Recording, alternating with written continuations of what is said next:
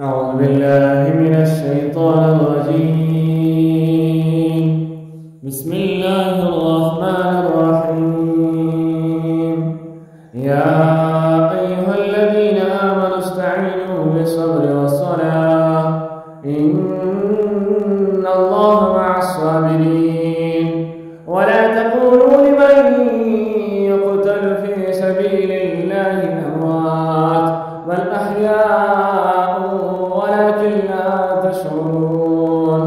ولنبلونكم بشيء من الخوف والجوع ونقص من الأموال والأنفس والثمرات وبشر الصابرين الذين إذا أصابتهم مصيبة قالوا إنا لله وإنا إليه راجعون.